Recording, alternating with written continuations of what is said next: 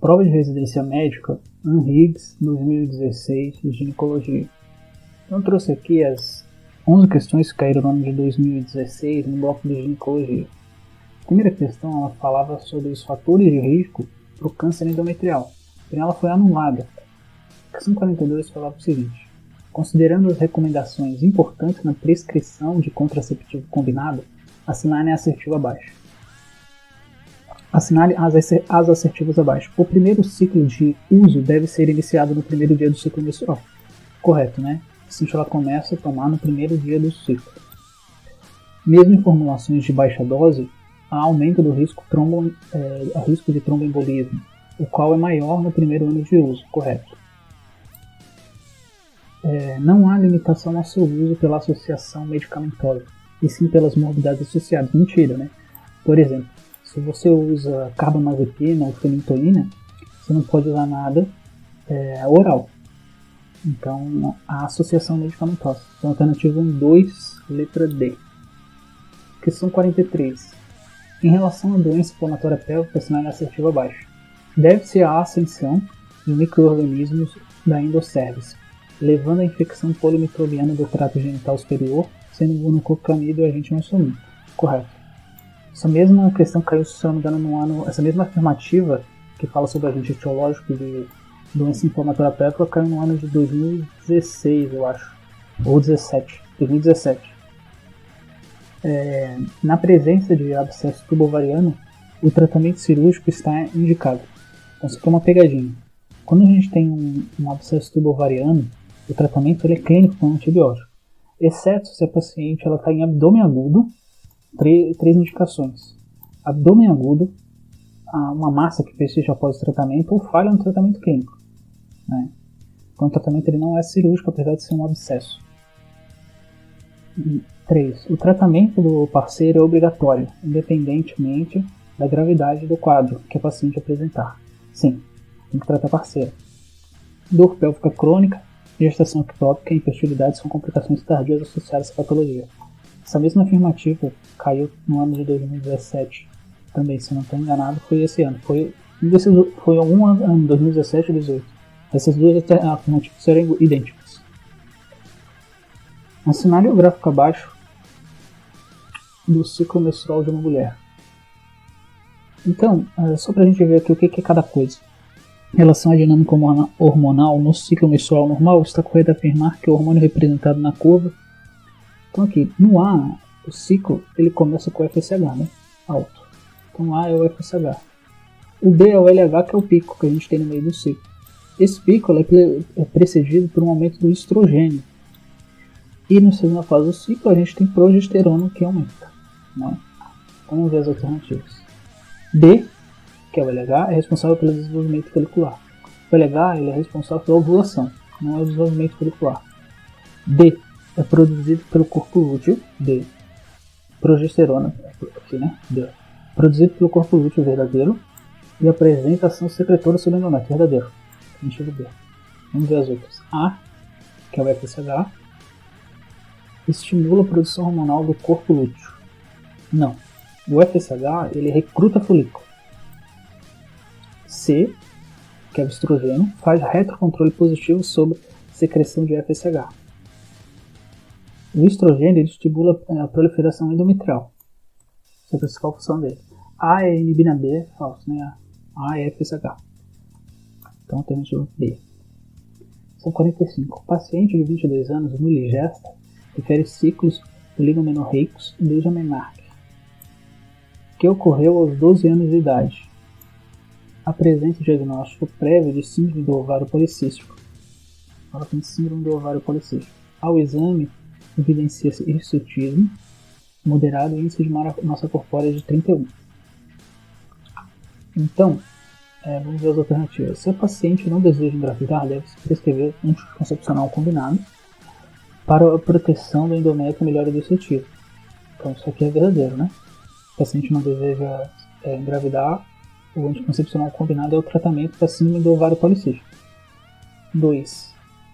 Deve-se indicar atividade física e rastrear síndrome metabólica, verdade. Se houver hirsutismo, está indicada a prescrição de metformina. 4. É recomendada a redução de peso corporal para a saúde metabólica e restauração dos ciclos ovulatórios. Se for necessária a indução da ovulação, se trata de clomifene, é a droga de escolha, é verdade. Isso mesmo, se trata de clomifene, é droga para ovular a paciente, em síndrome do ovário policístico. O paciente encontra-se em níveis séricos de progesterona baixo, globulina ligadora de hormônios sexuais SHBG diminuída. A SHBG está diminuída, isso é verdade. E a 17 é a progesterona elevada. Vamos lembrar o seguinte, paciente que ela tem síndrome do ovário policístico, ela tem uma anovulação crônica. Se ela não ovula, ela não pode ter progesterona. Então a progesterona não vai estar elevada. Isso é falso, né? Então, alternativa D.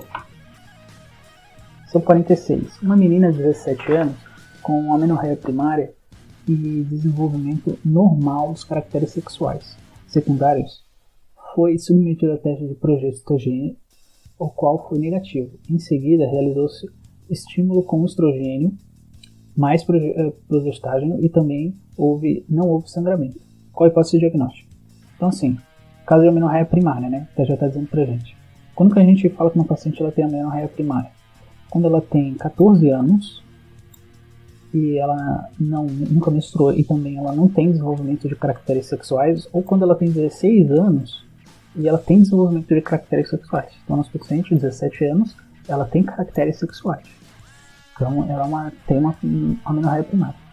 Aí, o que a gente faz? Quando a gente pega uma paciente com amenorreia primária, a primeira coisa que você vai fazer na paciente, na verdade, é o exame ginecológico, porque a principal causa é o ímã imperfurado. Então, você faz o exame ginecológico. Não, ok, ela não tem isso. Aí, o segundo passo, você vai fazer o teste da progesterona, né?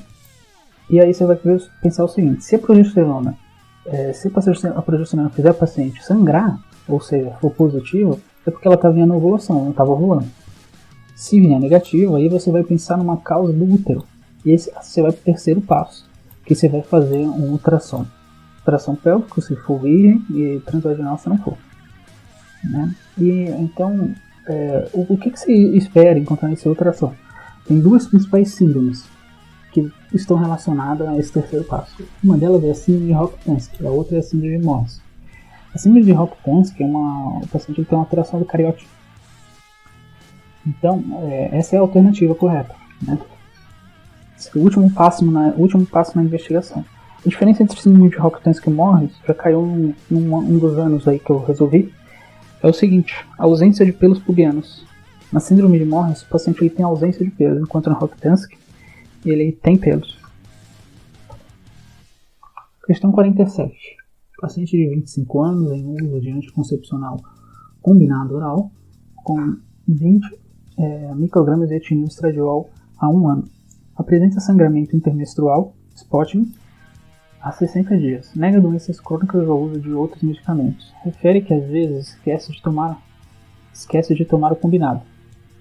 Vou marcar aqui. E que tem parceiro sexual único. Além do exame ginecológico, qual a conduta imediata mais adequada?